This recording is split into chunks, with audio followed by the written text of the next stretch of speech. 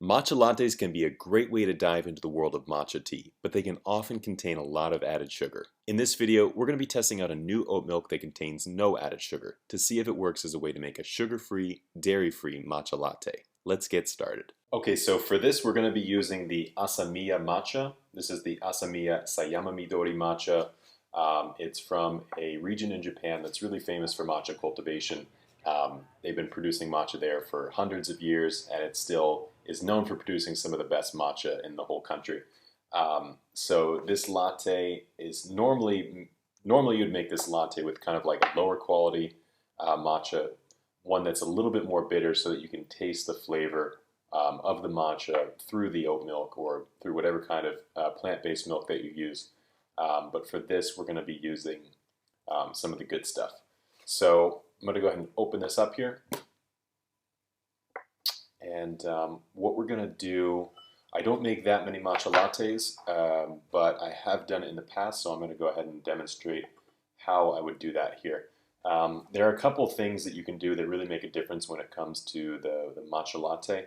The first is sifting the matcha powder. So this is something that you don't hear too much about. It technically is optional, but we really recommend it if you want to make a better matcha. So I'm going to be using, you see I have a full heaping scoop. I'm using the chashaku bamboo spoon. This is the exact chashaku spoon that comes with a lot of our tea bundles. You can see the Neo logo here. And then also I'll be using the matcha whisk that you may notice. So this is the one that has the Neo logo on it. And these come with a lot of our bundles. If you're interested in getting started into the world of matcha, you can get a good deal when you buy the teaware and the matcha together.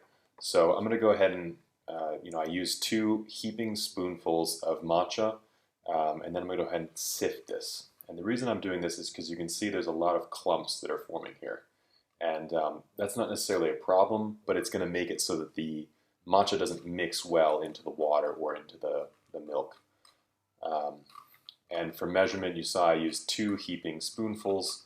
You don't have to be exact with the measurement, but what you'll see in the tea ceremony is the tea master will use kind of trying to get as much matcha as possible onto the spoon, and she'll use 2 scoops like that. So this only takes a few seconds, and it really makes a difference. When you're almost done, you just kind of tap out the remaining matcha. Go ahead and put this aside for now.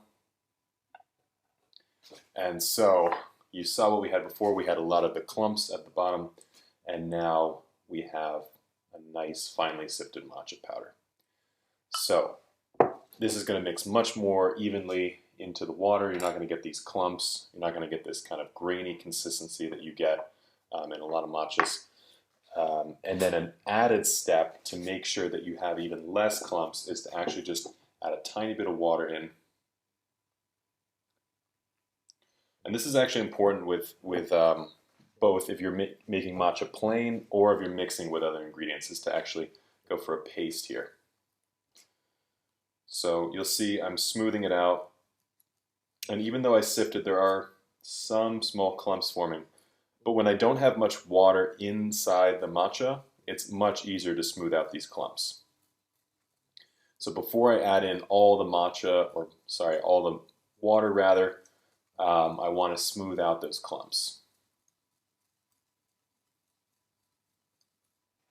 Now you can see I have a nice smooth paste here. So I'm actually going to, normally if I were to make, actually we could try this in the bowl directly just because it's easier to pour. What I have here is this new oat milk. This is a new popular one that's been recommended to me. It's big over here in Europe, and it is a really nice tasting oat milk. Not too much sugar, actually no added sugar, now that I see it here.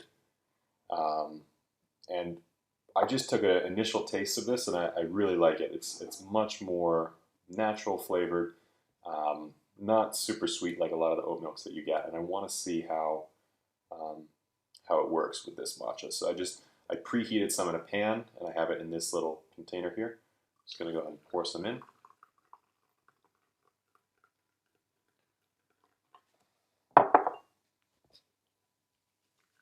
I'm going to go ahead and whisk. So this is something a lot of people don't recommend because you actually are supposed to only have this whisk be in contact with either matcha or water. But just if you want to use it, it's fine. Just make sure that you rinse it well afterwards because it really does make a difference when it comes to foaming up not only a regular bowl of matcha, but also a matcha latte as well. And you'll see that I'm actually using the barista blend, which is kind of designed for lattes, so coffee lattes, but also matcha lattes as well. I'm not exactly well versed in the technicalities of it, but I think it's just because when it's heated up, it has a better consistency than a normal oat milk. You can pour this in here.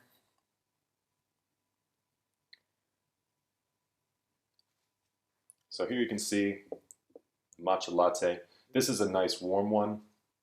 You can also make an iced matcha latte as well. But there are a couple things that I would recommend. One, use this.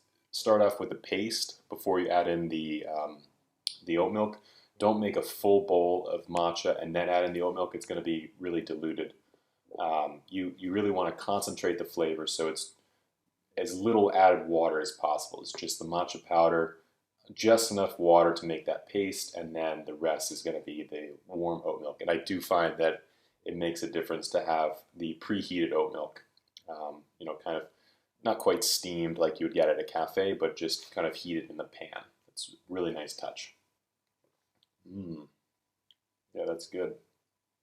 I mean, normally these lattes are way too sweet for me, but this one is pretty nice. I'm definitely getting a lot of the matcha flavor. I'm getting kind of this starchy note from the oat milk. This one is a lot less ingredients than a typical oat milk. I can go ahead and check. It's free of soy, so it's water, oats, grapeseed oil, protein-rich powder with sea salt, and some other minor ingredients as well.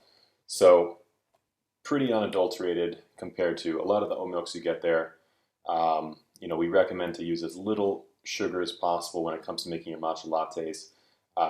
But if you have to, we understand. Just use a little bit and then try to use a little bit less each time so that you gradually get used to the flavor of the matcha. This is definitely a good way to dive into the world of matcha tea, and then hopefully eventually you start drinking matcha plain without milk or sugar. That's kind of the goal. So I hope you guys like this. If you have any questions about matcha lattes, please feel free to leave them in the comments below. We're hoping to do a lot more episodes like this in the future as it gets a little bit colder and everyone's looking for their go-to warm morning drink. We'll try some other experiments with matcha lattes and things like that. So thank you all so much for watching. We'd really appreciate it if you could like this video and also subscribe to the YouTube channel. And also, if you would like to pick up some matcha tea like this one here, you can browse our website using the link below. But until then, we'll see you guys next time.